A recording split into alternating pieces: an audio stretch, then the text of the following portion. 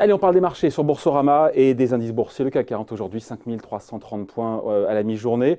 On est proche des plus hauts de l'année, évidemment. Et on se pose la question, qu'est-ce qui pourrait propulser encore les marchés actions vers de nouveaux sommets? On en parle avec Pierre Sabatier. Bonjour Pierre. Bonjour David. Économiste, président du cabinet PrimeView. J'avais le stratégiste de la Banque Postale Asset Management qui était là, je ne sais plus si c'était hier ou avant-hier. Et il me disait en gros, le gros de l'année est fait sur le CAC 40, on était à plus 12. C'est votre sentiment aussi ou pas? Parce qu'il m'a dit ça, entre-temps, depuis on a pris 1%. Hein. Alors, est-ce que le gros de l'année… Alors, je comprends en fait ce propos. Il y a quand même des choses qui sont surprenantes, à savoir le contexte n'est quand même pas tout rose. On voit bien que les chiffres économiques, macroéconomiques, qui traduisent normalement l'économie réelle, sont plutôt orientés vers le bas, vers une trajectoire descendante. Et effectivement, ça peut surprendre en fait cette hausse des marchés boursiers depuis le début de l'année. Après, il faut le relativiser. Bien corriger encore une fois, un excès de peur. Tout ça, on l'avait dit. Oui, mais ça, on l'a dit. Aujourd'hui, on est… Donc là, la question fondamentale, finalement, c'est après s'être fait peur en fin d'année, on l'a corrigé. On est revenu à peu près dans le même tunnel. La question fondamentale, c'est est-ce qu'aujourd'hui les conditions sont là pour qu'un bull market, c'est-à-dire qu'un marché structurellement haussier, à tendance haussière fondamentale, se mette en place? La réalité, c'est qu'il faut être réaliste. À un moment donné, c'est non. C'est-à-dire qu'autant il y avait de très bons prétextes pour re-rentrer sur les marchés en fin d'année dernière parce que clairement on avait misé sur une fin du monde, autant aujourd'hui on ne peut pas miser sur l'accélération de la croissance mondiale et sur l'apaisement total des tensions, qu'elles soient d'ordre commercial ou politique. C'est-à-dire qu'à un moment donné, sinon là on tombe dans le pari. Autant en fait faire le pari d'un retour dans le tunnel initial, il paraissait raisonnable, voire même c'était une superbe opportunité parce que la réalité des choses.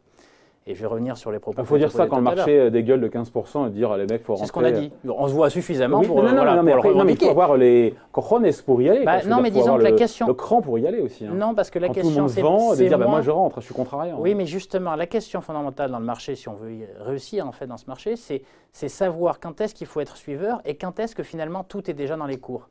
Et la question fondamentale, après 14 à 15% de hausse maintenant du CAC 40 et de l'Eurostoxx depuis la fin d'année dernière, c'est est-ce que tout est dans les cours? Eh bien, au regard des fondamentaux, on estime que c'est le cas. Il y a quand même une nouvelle qui a changé.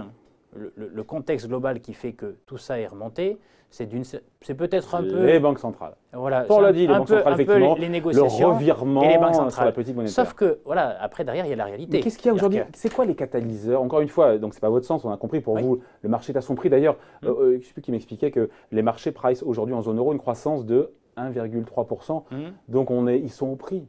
Je pense que la croissance sera peut-être même un petit peu plus faible. Il ne faut pas oublier que la croissance, l'important pour les marchés actions, ça reste aussi la profitabilité. Et les perspectives de profit sur cette année, que ce soit en Europe ou aux États-Unis, ne sont pas très folichons. C'est quoi? Et donc, on tourne autour de la neutralité, autour de 0 en fait.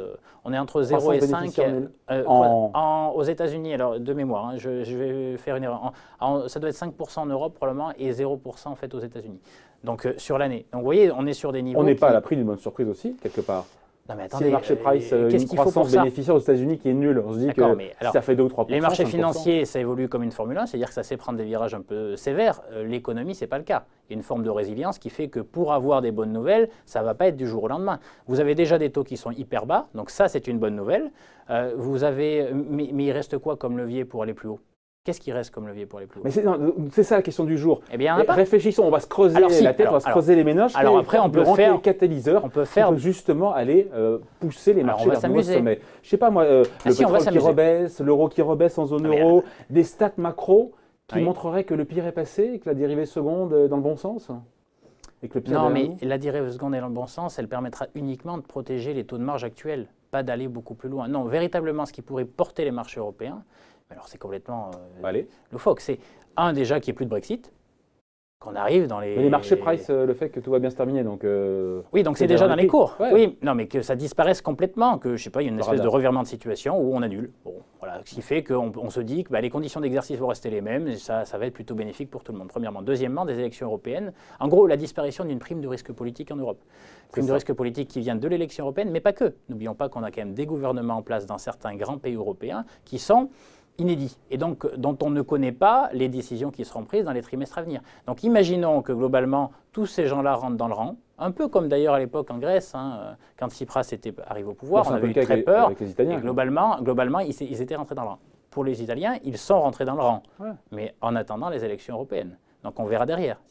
Mais bon, tout ça fait que s'ils continuent de rentrer dans le rang et qu'on a des élections européennes qui ne sont pas en fait un raz-de-marée en fait, des eurosceptiques, là aussi on peut avoir la disparition de la prime de risque politique, là pour le coup qui nous amènera à un cran au-dessus. Donc c'est le seul catalyseur. Et le dernier point, les surprises macro. Mais finalement, si on joue cela, je pense qu'il vaut mieux jouer la disparition de la prime de risque politique en Europe que la réalité d'une accélération de la croissance dans la zone euro. C'est illusoire. Sur le deuxième ne peut pas rebondir. Avec un trou d'air en début d'année, ça repart derrière. Mais qu'est-ce qu'il faut pour que ça reparte? Il faut de la consommation.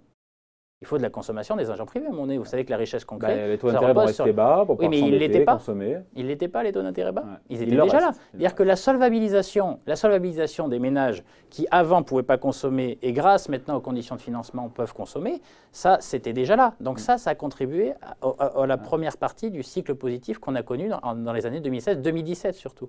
Mais ça c'est déjà là. Et sur les trimestriels à venir, il n'y a pas de bonne surprise encore une fois. Pour l'instant, il n'y a rien à se mettre sous la dent, mais il n'y aura pas, pourquoi pas. Aujourd'hui, les analyses continuent de réviser en baisse.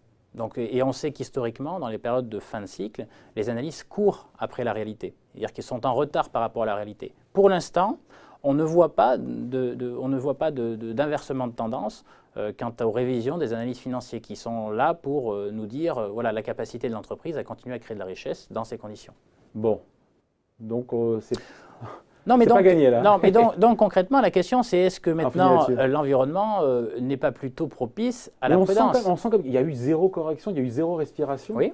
Ça, historiquement, on a le sentiment quand même que les marchés ont envie d'aller plus haut. Peut-être pour des mauvaises raisons, peut-être pour une manière déraisonnable, irrationnelle comme ils l'ont été l'an dernier. Qu'est-ce que c'est les marchés? En fin d'année. Mais d'ailleurs, on parle de marché. Le marché n'existe pas. C'est les investisseurs qui sont derrière. La question fondamentale aujourd'hui, et là, il faut être très concret. Il y a quand même l'année 2018 horrible. Parce qu'en fait, le point bas, c'est quasi à la fin d'année. Donc, en gros, les investisseurs ont dû afficher la médiocrité de leur performance en 2018.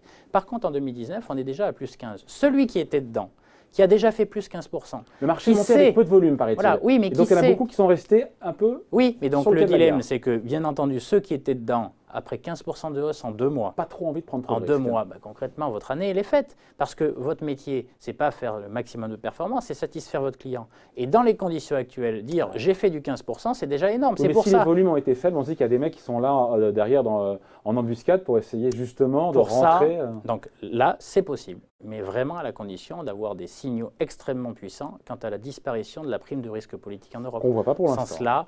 Sans cela, c'est compliqué. C'est la raison pour laquelle nous, on préconise, après avoir été très agressif sur les conditions de marché de fin d'année, aujourd'hui, on recommande plutôt la prudence. Voilà qui est très clair. CQFD, tout ça est signé, évidemment. Pierre Sabatier, économiste et président du cabinet PrimeView. Merci Pierre. Merci David.